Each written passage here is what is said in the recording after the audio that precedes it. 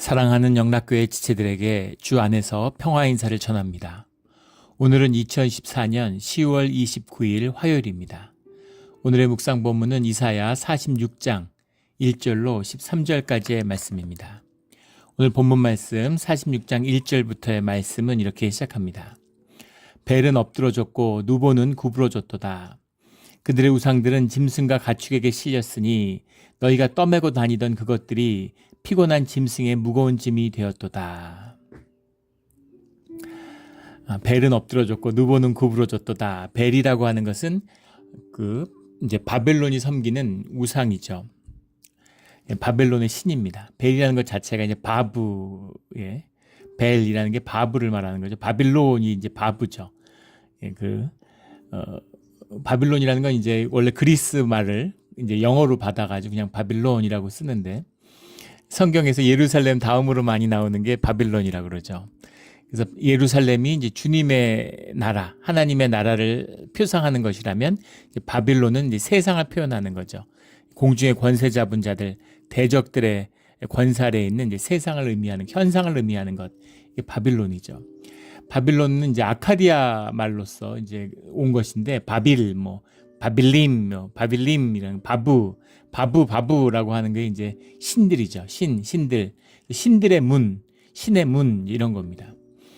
고대부터 그렇죠. 이제 그 사회가 결집하는 것, 그 사람들이 시족 중심이고 가족 중심인데 그 사람들이 그걸 국가로 끌어모으는 그것이 이제 종교죠. 종교의 신념을 가지기 때문에 하나로 뭉쳐지는 겁니다. 요새 중동을 봐도 그렇잖아요. 중동에서 사실은 시리아나 사우디, 레바논, 팔레스타인, 무슨 애굽 이런 나라들, 이집트 이런 나라들은 전부 다 알아버렸습니다. 아랍 민족주의가 있죠.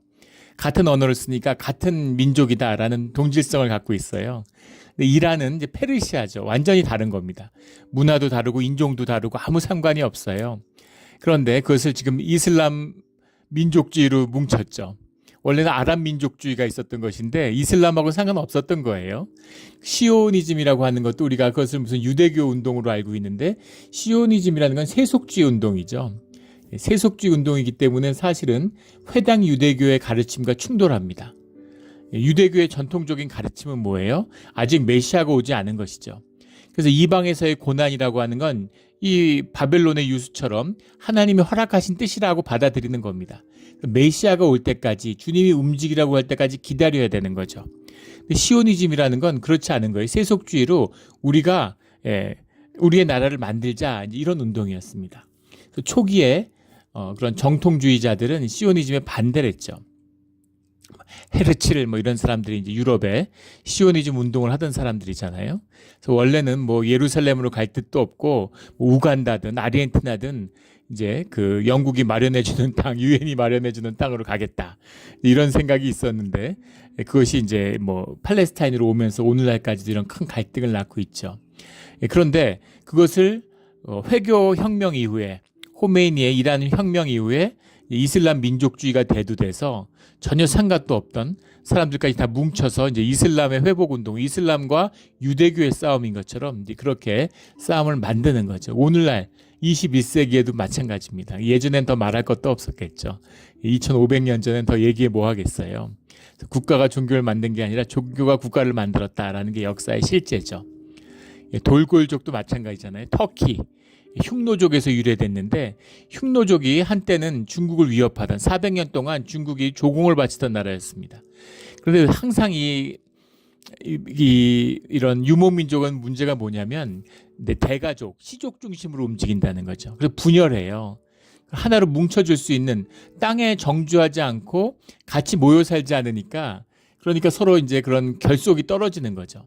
한번 뭉치면 무시무시한데 이제 결속을 잘 못해요. 한국도 이제 기마민족의 후예라서 결석을 못한다 이런 얘기들 하잖아요. 문화적으로 시족 중심의 사회를 이룹니다.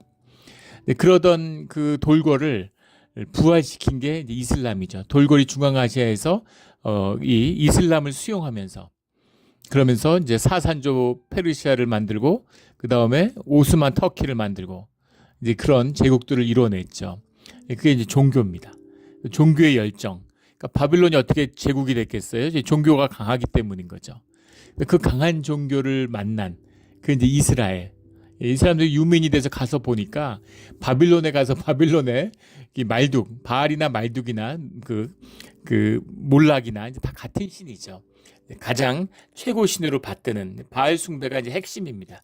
오늘 나오는 느보라는 건 이제 바알의 아들이죠. 네버브 이런 말인데, 그러니까 제우스, 이 그리스 신화에 나오는 제우스하고 아폴론이라고 생각하면 되죠. 제우스가 바알이면 바브면 그러면 그 느보는 이제 아폴론인 겁니다. 느보를 믿는데 느보라는 말이 이제 중요한 이것이 바벨론의 왕조의 어떤 그 왕조만이 믿는 그들의 고유한 뭔가 이런 수호신 같은 게 아니었느냐 뭐 이렇게 보기도 합니다. 왜냐하면 뭐 나보디두스 왕이나 느부갓네살 왕이 뭐 이 바벨론 왕국을 부흥시킨 이런 그 영웅이죠. 그런데 이 느부갓네살의 나보디누스의 느부가 다 네바브에서 온 거예요. 그러니까 이 느부 신하고 연관이 돼 있는 겁니다. 그러니까 그 신의 이름을 이름에 붙였다고 하는 건 이제 그런 그 뭔가 그런 왕가의 신이 아니었겠느냐 뭐 이렇게 추측하는 거죠. 근데 이 유민들이 와서 예루살렘에서 이제 끌려와서 보니까 예루살렘 성전은 뭐 애들 장난인 거죠. 이 말둑, 이 바부의 신전을 보니까 90m였다 그러죠. 신전의 높이가. 지금으로 치면 30층짜리 아파트인 겁니다. 뭐 뉴욕 같은데, 서울 같은데 가서 30층짜리 아파트 보면 입이 떡 벌어지죠. 아파트가 30층이라니. 깜짝 놀라죠. 그런데 그 시절에, 지금도 그런데 2500년 전에 우리 조선시대가 끝날 때까지 2층 집이 없었습니다. 다 단층이에요. 이상하죠. 중국도 다층이 있고 물론 뭐 황룡사 구층석탑, 뭐 구층목탑인가요? 있었지만 그거는 이제 탑이지 사람이 정주하는 곳이 아니죠. 일본 같은 데도 성 같은 데 보면 다층집을 짓잖아요. 3층, 4층, 5층 이렇게 짓습니다. 중국도 그래요. 근데 왜 조선에는 2층 집이 없었을까? 왜 없었을까요? 온돌 때문이었다 그러죠. 온돌을 하기 때문에 너무 추운 거죠. 온돌을 하니까 2층 집을 지을 수 없는 거죠. 온돌. 지금도 그 온돌을 하잖아요. 한국 사람들은. 아파트가 처음 지어졌을 때도 온돌이 아니어서 그런 입식으로 이런 이 서양식 그런 난방을 처음엔 했다고 그러죠. 그러니까 이제 인기가 없는 거예요. 사람 살 데가 못 되는 거죠. 그래서 온돌을 하니까 온돌에서 계속 살았으니까. 그래서 세계에서 가장 과학적이고 가장 따뜻한 효율적인 난방 시스템이다. 뭐 이렇게 얘기를 합니다. 처음에는 그 온돌이라고 하는 것이 이제 서민들, 하층민들이 하는 방법이었다 그러죠. 음식을 하면서 불을 떼 가지고 난방도 같이 하는 거죠. 보면 참 한국 사람들이 지혜로워요. 근데 이제 부유층들은 큰 정가가 짓고 집을 짓고 고려 시대 때도 이제 닫힌 건물이 있었다 그러죠. 그리고 조선 초기에도 뭐 궁중 같은 데 보면은 닫힌 건물을 짓잖아요. 그러니까 난방을 할 수가 없으니까 이제 숯 같은 걸 가져다가 화로를 만드는 거죠. 그러니까 숯을 만들어서 화로로 떼니까 얼마나 난방이 쉽지 않았겠어요. 따뜻하지도 않고. 이제 그런 건데 서양도 마찬가지죠. 벽난로 같은 거. 벽난로 앞에만 좀 따뜻하지. 추운 거죠. 추위를 안고 사는 건데 근데 이 온 국민이 다 따뜻하게 사는 이게 한국민들의 독특한 특징이에요. 이제 그런 거죠. 2층 집이 없었습니다. 하물며 2500년 전에 예루살렘에서 바벨론에 끌려왔는데 30층 높이의 건물이 한번 그 성전이 있다고 생각해 보세요. 압도되는 거죠. 사람들 되게 어떻게 생각했어요? 우리는 안 되지. 우리가 어떻게 바벨론한테 맞먹어? 아수르를 이겼는데. 와 보니까 그럴만하네. 그때는 신들이 부족신이 돼서 그 나라를 도와준다고 생각하니까 야 우리 신이 어떻게 여호와가 어떻게 그 말둑신한테 상대가 되겠어? 이 신전을 봐. 비교도 안 되지. 이렇게 체념하게 되는 거죠. 이렇게 될 수밖에 없었네. 이렇게 되면서 전부 다 바벨론에 녹아드는 거죠. 완전히 그 메트로폴리탄을 이룬 뭐 세계 최초의 메트로폴리탄이다 이런 말을 듣죠.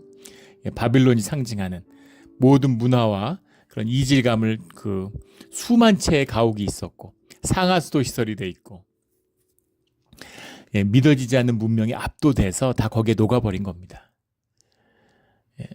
그래서 100에 한 명도 돌아오지 않는 거죠. 전부 다 바벨론이 되고 페르시아 사람들이 돼버린 거예요. 근데 오늘 말씀의 중요한 영적인 의미는 벨과 누보는 구부러졌고 우상들은 짐승과 가축에 실렸으니 너희가 떠매고 다니던 그것, 노예였으니까 떠매고 다녔겠죠. 그런데 오늘 이 떠매고 다니던 그것들이라는 표현과 주님이 3절에 가면 배에서 태어남으로 내게 안겼고 태에서 남으로 내게 업힌 너희여, 4절에는 내가 업을 것이요 내가 품고 구하여 내리라, 이렇게 말씀하세요. 이것이 대비를 이루는 거죠. 아주 중요한 차이죠. 이 우상들, 이방의 신전들, 그러니까 그걸 옮기고 그걸 만들어서 옮기고 세우고 이러는데 얼마나 힘들었겠습니까?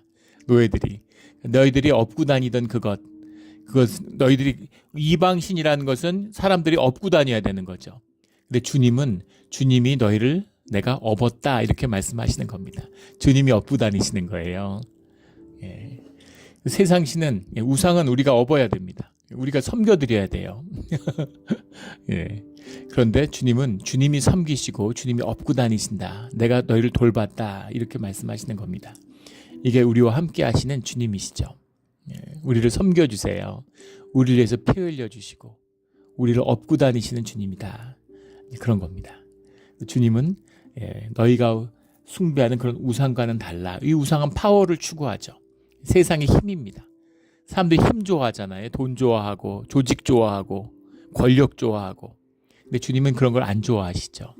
왜냐하면 그것이 사람들의 삶을, 소중한 삶을 도둑질하고 약한 자들을 괴롭히고 수탈하기 때문입니다. 세상의 부가 어디서 와서 쌓였겠어요? 세상의 부가 다 어디서 왔습니까? 잉여라 그러죠. 잉여, 경제학에서는. 잉여가 어디서 와요? 잉여가 노동에서 왔잖아요. 노동에서 잉여가 분리됐죠. 노동을 사람에게서 분리해서 그 잉여를 세상에 갖다 쌓는 거예요. 국가는 뭘로 움직입니까? 다 세금이잖아요. 세금 빼앗아서 세금으로 쓰는 거죠. 근데 이 기독교적, 이 유대 왕국도 마찬가지였죠. 주님은 근로소득세 걷지 말라는 겁니다. 일해서 열심히 일한 거를 세금을 뭐하러 걷어요? 토지는 인간의 것일 수 없는 거기 때문에 토지세만 걷는 겁니다. 토지세만 걷어도 세금이 충분하다는 거죠. 실제 그렇다는 겁니다. 조지스트라고 그러죠. 이 성경적인 토지관, 경제관을 이어받은 사람들이, 경제학자들이 그런 토지개혁을 주장하죠. 그것이 이제 공산주의에 영향을 줬습니다. 초대 공산주의에 영향을 많이 줬고, 코민텔은, 코민포럼 하는 초기 이제 공산주의 운동의 대부분이 다 유대인들이었어요. 우리 너무나 잘 아는 칼 막스, 레닌, 트로츠키 이런 사람들 다 유대인들입니다. 그래서 그 독일 사람들이 그렇게 2차 대전 때 그 유대인을 미워했던 이유는 유대인들을 공산주의자와 같은 것으로 보기 때문인 거죠. 그리고 공산주의를 미워했던 이유는 1차 세계대전 때 공산주의, 카일 군왕의 반란, 노동자들의 반란인데 공산주의자들의 반란이죠. 그것이 독일 제국을 1차 세계대전에 지게 만들었다, 이렇게 생각하니까 원한이 사무친 거죠. 잉여예요. 그런데 잉여를 쌓지 말고 너희가 다 나누라는 겁니다. 심지어 너희가 희년을 맞이하고 대희년을 맞이해서 너희가 희년을 지키면 3년치를 주님이 먹여주신다는 거잖아요. 농사 안 져도 내가 다 먹여, 걱정하지 말고 희년을 가져. 주님의 말씀이 맞죠. 예전에는 사실 기독교의 선물이죠. 일요일날, 주일날 쉬게 된 거. 안 쉬었어요. 쉼이 없습니다. 그런데 주일날 쉬어보니까 괜찮아요. 사는 아무 지장이 없어요. 그러니까 토요일도 쉬게 됐죠. 주 5일 근무하면 나라 망하는 줄 알았는데 아무 문제 없습니다. 요새는 주 4일 근무하자고 그러잖아요. 4일 근무하는 회사들도 있고. 재택근무하면 큰일 나는 줄 알았는데 재택근무해 보니까 팬데믹이 와가지고 괜찮은 거죠. 그 회사들이 이제 재택근무하고 그것 때문에 도심의 빌딩들이 가격이 떨어져서 지금 난리잖아요. 그런 거죠. 안식을 취해. 안 죽어. 괜찮아. 근데 일 안 하면 죽을 것 같은데. 우리 예전에 섬겼던 뉴욕의 교회에 그런 집사님이 계셨어요. 그런 분들 많죠. 교회 처음 나오셨는데 20년 동안 한 번도 가게 문을 닫잖아. 하루도 논 적이 없고 여행 한 번 가본 적 없고 1년 365일 24시간 가게 문을 열고 일하셨다는 거예요. 가게 뒤에 방을 만들어서 거기서 먹고 자고 하면서. 근데 정말 가게 문 하루 닫으면 가게 망하고 죽을 것 같은 거죠. 돈을 많이 벌었어요. 하지만 쓰지도 못하고 누리지도 못합니다. 두려움 때문에. 무슨 일이 있을지 모르잖아요. 사업이 잘못될지 모르잖아요. 나이 들어 아프면 어떡해. 돈을 쌓고 또 쌓는 거죠. 그러다 주님을 영접하고 처음으로 이제 안식일이기 때문에 주일날 쉬어야 되겠다. 주일날은 가게 문을 닫아야지 하고 가게 문을 닫으려고 보니까 가게 문이 없더라는 거 아닙니까? 건물을 지은 지가 100몇십 년 됐는데 뉴욕에 있는 건물이니까 맨하탄에 있는 건물인데 가게가 생긴 이래 한 번도 문을 닫은 적이 없기 때문에 문이 없다는 겁니다. 문짝이. 문짝을 만들어 달았다는 이제 그런 고백을 들었어요. 근데 너무 허탈한 건 주일날 쉬었을 때는 큰 각오를 한 거죠. 수입의 절반을 날리겠다. 이런 각오를 하고 비장한 각오로 주님, 제 주님으로 해서 이런 희생을 했습니다. 이런 마음으로 결연하게 그것을 실행했는데 근데 허무한 건 매출에 아무 차이가 없더라는 겁니다. 예. 주일날 문 닫으니까 주일날 살 사람들이 토요일날 와서 사고 월요일날 와서 사고 그러는 거죠. 그래서 이렇게 아무 상관없는데 평생 내가 이렇게 하루 쉬지도 못하고 일을 했나 이런 허탈감이 들더라. 이런 고백을 들었어요. 그런 거죠. 주님의 섭리 아래에 있는 주님이 먹이시고 주님이 입히시는 겁니다. 내가 있고 내가 먹는 줄 안 거죠. 그 삶이 고달프고 힘들고 염려와 걱정으로 살아가고 있는 겁니다. 그 모든 것을 끊고 태에서부터 우리를 업고 키우시는 그런 주님의 은혜 가운데 함께 가는 우리 모두가 되기를 주의 이름으로 축원합니다. 그런데 오늘 말씀의 핵심은 뭐냐면 우상 숭배에 빠진 예루살렘의 귀한한 백성들입니다. 이게 핵심인 거죠. 그 이야기가 에스겔서 8장에도 나오죠. 에스겔서 8장 1절부터 8절까지 보면 에스겔의 환상이라고 하는 예루살렘의 성전에서 드려지는 우상 숭배를 봐요. 그래서 담무스를 위해서 우는 여인들, 태양신을 숭배하는 자들, 성전 안에 온갖 곤충과 이방 이런 것들을 우상들을 새겨놓은 모습들 이런 걸 보죠. 그거 뭘까요? 이게 뭘까요? 뭘 얘기하는 걸까요? 오늘 46장의 말씀. 46장의 말씀이 중요한 말씀인데 그냥 읽으면 그냥 넘어가는 그냥 그런 얘기 같지만 사실은 굉장히 중요한 말씀을 하고 있는 거죠. 43장에 주님의 새로운 일, 여호와의 새 일을 선포하셨죠. 여호와의 새 일을 선포했는데 그런데 그 새 일 가운데 이루어지는 거잖아요. 근데 오늘 46장의 말씀에 우상 숭배의 말씀이 나오고 있는 거죠. 말씀의 중심은 뭐냐면 예루살렘의 귀한한 자들이 우상을 숭배한다는 겁니다. 그런데 정말로 에스겔의 환상처럼 예루살렘의 성전, 이게 보통 일이 아니죠. 어떤 사람들이 예루살렘에 돌아왔겠어요? 종교적으로 그 헌신이 이루 말할 수 없는 사람들입니다. 온갖 핍박과 시련을 경험하고 할아버지 때 노예로 끌려왔는데 손주들이 돌아온 거예요. 할아버지가 이민 왔는데 손주들 보고 한국 가자 그러면 가겠습니까? 그거 쉽지 않아요. 요즘 같으면 또 뭐 한국에 살고 싶어서 가는 사람도 있을지 모르겠는데 한국에 돌아가겠어요? 이 당시에 바벨론은 세계의 중심인데 예루살렘은 폐허인데 아무것도 없는데 그건 마치 무슨 LA나 뉴욕, 샌프란시스코에 살고 있는데 손주들 데리고서 무슨 미주리나 무슨 네브라스카로 이사 가자는 거나 마찬가지죠. 가겠습니까? 안 가죠. 그런데 그걸 온 자녀들이 있다는 거예요. 어떤 사람들이겠습니까? 그 종교적 열심, 그 신심이 어떤 사람들이겠어요? 말도 못하는 거죠. 너무너무 신실한 사람들이에요. 믿음이 보통 사람들이 아닌 겁니다. 근데 그 사람들이 와서 우상 숭배를 하겠어요? 태양신 숭배를 하겠습니까? 무슨 얘기일까요? 이 예루살렘 성전에서 드려지는 우상 숭배, 벨과 누보를 끌고 다니는 이 남은 자들은 뭘까요 도대체? 그게 바로 우리죠. 교회 열심히 다니는데, 교회에서 열심히 봉사하는데, 교회에서 연보도 열심히 하는데, 그런데 살아계신 하나님과 교통하지 못하는, 하나님의 말씀을 듣고 하나님의 말씀을 통해서 주님과 교제하지 못하는 그런 교인들인 거죠. 종교인들인 겁니다. 열심히 있어요. 종교에야 헌신이 있어요. 그것도 귀한 것입니다. 그게 있으니까 주님을 만날 수 있는 거죠. 이 시대에는 종교도 다 무너져가지고 종교인도 찾기가 힘들어요. 하물며 신앙인을 찾기가 얼마나 어렵겠습니까? 근데 주님은 종교의 열심을 구하지 않고 그 종교의 열심 때문에 예루살렘이 망했다는 거죠. 예루살렘을 기업고 예루살렘의 성전을 회복하겠다고 돌아온 사람들이니까 그 열심이 어떻겠어요. 그런데 주님은 그런 거 원하는 게 아니야. 13절에 나오는 내가 나의 공의를 갚게 할 것인지 12절에 마음이 완약하여 공의에서 멀리 떠난 너희여 라는 이 말씀인 거죠. 공의가 함께하지 않는데 너희가 가지는 종교적 열심이 우상 숭배야. 바로 그게 우상이야.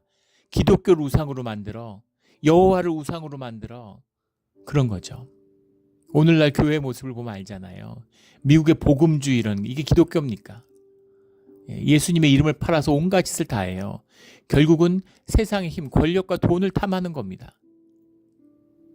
천천히 흐르는 실로와의 물, 작고 연약하지만 하나님의 사랑이 넘치는 교회를 세워야 돼요. 근데 그런 건 아무 관심도 없습니다. 뭐 200만을 모았네, 뭐 세상의 힘을 과시하는 거죠. 우리도 힘 있어 무시하지 마 이런 거죠. 그래서 뭐 대통령이 뭐 하나님이 누굴 대통령으로 세웠느니 뭐 온갖 소리들 다 하고 그런 정치 집회 같은 데 다니면서 연설이나 하고 이제 그런 겁니다. 그런 것이 우상 숭배인 거죠. 겉으로 보면 열심히, 겉으로 보면 막 신명이 나는 것 같은데 근데 우상 숭배에 빠져서 정신 못 차리고 있는 것이죠. 그런 게 아니야. 이런 말씀인 겁니다. 야곱의 집이여 라는 3절에 그런 게 아니야. 내가 너를 낳고 내가 너를 업고 너를 키웠다. 엄만 거죠.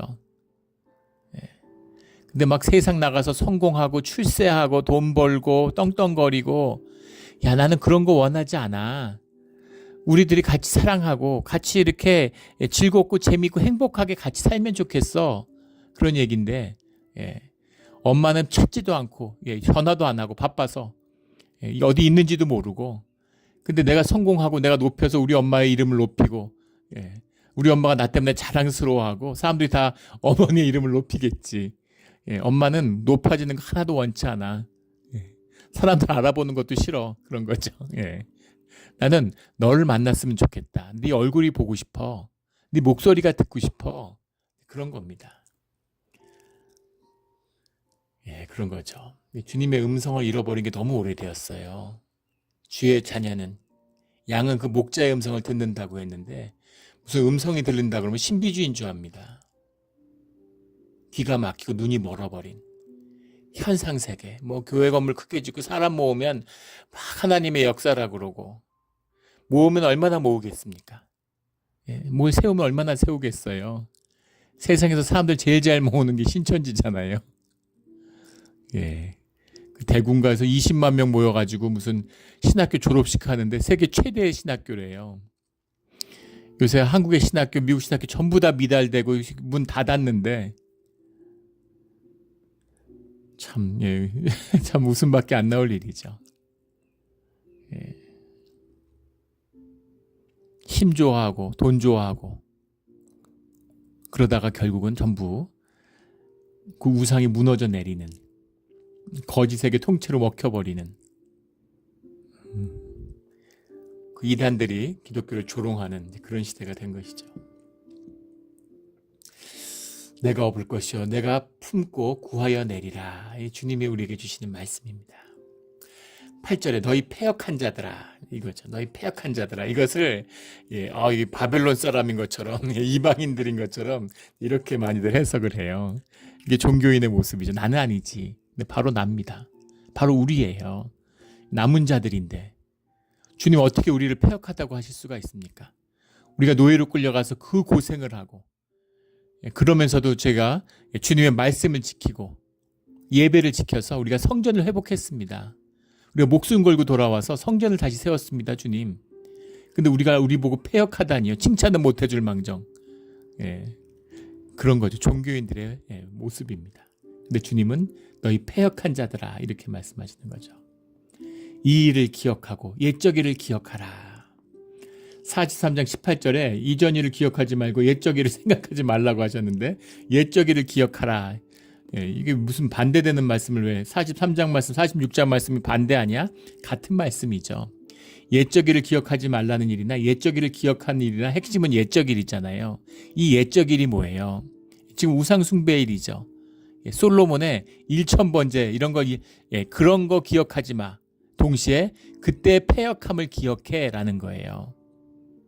주님이 언제 1000번째 들려달라고 했습니까?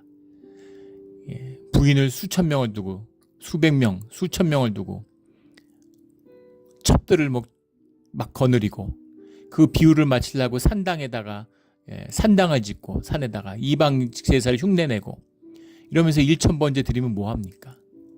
아유 주님이 100번째보다 1000번째가 더 귀하네 이렇게 받으시겠어요? 주님이 이게 이사야서에 시작하는 내가 너희 기름 냄새 질렸다 이 말씀이잖아요. 가증히 여긴다 이렇게. 내가 정말 혐오스럽다 이런 얘기예요. 참을 수가 없다. 그 일을 기억하라는 겁니다. 그리고 그런 일을 잊어버리라는 거죠. 2번 다시 그런 짓 하지 마. 그런 겁니다. 너희가 예루살렘이 회복되면 이 고생을 하고도 또 그걸로 돌아간다 그러면 그게 있을 수 있는 얘기냐 이런 말씀인 거죠. 2번 다시 그런 짓 하지 마. 예루살렘 교회를 주님이 무너뜨리셨잖아요. 물론 그것을 이렇게 어떤 생명을 품어내는 그런 것으로 이제 쓰셨지만 플랫폼처럼 쓰셨지만 주님이 그걸 해체해 버리셨죠. 주님이 들어 쓰신 교회는 초대교회들 작고 연약한 다락방에 하수구에 모여서 예배하는 그런 사람들에게 주님이 생명으로 함께 하신 겁니다. 이것이 교회의 역사고 이것이 복음의 역사예요. 복음의 섭리입니다. 이것을 회복해야 된다라는 말씀을 주고 계시는 거죠. 10절에 내가 희초부터 종말을 알리며 아직 이루지 아니한 일을 옛적부터 보이고 이르기를 나의 뜻이 살 것이니 내가 나의 모든 기뻐하는 것을 이루리라. 주님의 특이한 점이죠. 시작할 때 다 말씀하시는 거예요. 시작할 때 다 말씀하시는 거예요. 고레스는 뭔데 도대체 하나님을 높이고 여호와의 이름을 높였을까? 왜 주님의 뜻에 따라서 이스라엘을 해방시켰을까? 그 역사의 기록을 보면 고레스가 그 바빌론을 점령한 다음에 이사야서를 만났다는 거 아니에요. 예루살렘에 있던 거 다 가지고 왔으니까 그 창고에 보존되어 있던 이사야의 기록을 보고 고레스가 충격을 받게 된 거죠. 왜냐하면 이사야서에 고레스의 얘기가 나오니까. 자기가 태어나기도 자기 조상의 조상들도 태어나기 전에 170년 전에 고레스의 얘기가 나오는 것을 보고 여호와는 하나님이시구나. 전능 신이시구나. 물론 고레스의 그 백그라운드는 페르시아가 조로아스터교의 고향이잖아요. 이 박트리아에서 시작된 조로아스터교의 영향을 받아서 페르시아가 일어났죠. 여기도 시족 국가였는데 그걸 통해서 국가의 정체성을 이제 세운 거죠. 조로아스터교는 유일신을 하는 이런 종교니까 조로아스터교에서 얘기하던 그 유일신이 바로 여호와 하나님이었구나 이렇게 되는 거죠. 그래서 주님을 여호와를 오직 한 분 주님이시라고 고백하게 된 거죠. 주님이 다 말씀하셨어요. 이렇게 된다 이렇게 된다. 그리고 그것은 주님 안에서 이미 성취된 일, 하늘나라에서 이루어진 일이죠. 그래서 그 끝을 종말까지 다 말씀하신 겁니다. 그래서 그것을 위해서 우리는 가고 있어요. 그래서 그것을 실제를 그 죽음을 그 종말을 그 심판을 내 삶에 실제로 만날 때 그때 내 삶이 의미와 가치와 생명을 피워내는 거죠. 이것이 복음의 비밀이고 이것이 말씀의 비밀입니다. 그래서 그걸 하라고 그것을 만나라고 말씀하시는데 십자가를 만나야 삶이 피어나요. 우리의 옛것이 우리의 거짓이 죽어야 진실이 피어나는 겁니다. 껍데기가 죽어야 그 안에 생명이 피어나잖아요. 알이 깨져야 그 안에서 생명이 피어나는 거죠. 근데 십자가만 보이면 도망을 가요. 죽으면 큰일 나는 거니까. 죽으면 안 되니까. 현상을 사니까. 귀가 멀고 눈이 멀었으니까. 예, 죽으면 큰일 나는 줄 알죠. 어차피 다 죽는데. 죽어야 되는 것이죠. 십자가를 만나야 부활이 있고 생명이 있는 것입니다. 12절에 마음이 완악하여 공의에서 멀리 떠난 너희여 내게 들으라. 이거 오늘 말씀의 결론이죠.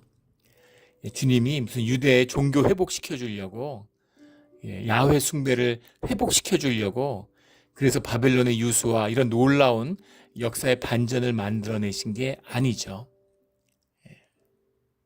그러려면 왜 무너뜨리셨겠어요?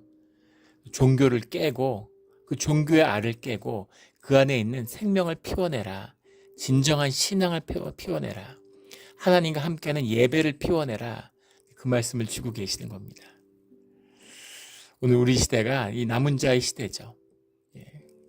20년, 25년 전과 지금을 비교하면 비교할 수 없을 만큼 교회들과 기독교가 어려워져 있습니다. 요즘에 한국의 자영업자들이 그런 얘기한대요. 반토막의 시대가 그립다고. 매출이 5분의 1 토막이 나니까 야 반토막이었을 때는 한탄했더니 그때는 좋았네 이렇게 됐다는 얘기죠. 요즘에 한국에 유행하는 말로 우프다고. 웃기지만 슬픈 얘기죠.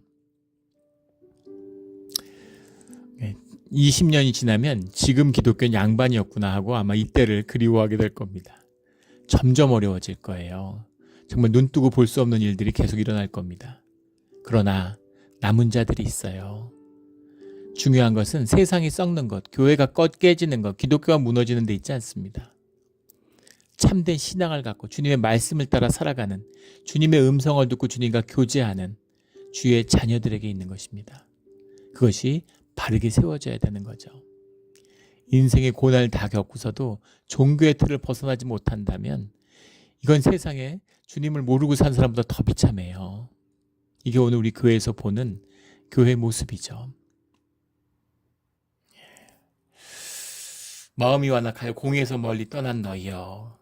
주님과 함께함으로 주님의 공의를 회복하는, 주님의 공의가 거창한 거 하라는 게 아니잖아요. 무슨 길거리에 나가서 무슨 혁명을 하라는 얘기가 아니지 않습니까?